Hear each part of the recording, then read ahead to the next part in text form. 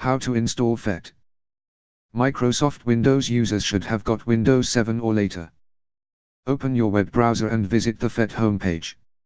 Select the download section. Click on the executable file to start the download. The file will be stored in your downloads folder. Double-click on the file to unzip it.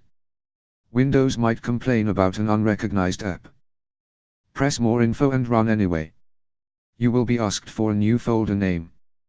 Just press Extract. Example files, translations and the program will be extracted in that folder.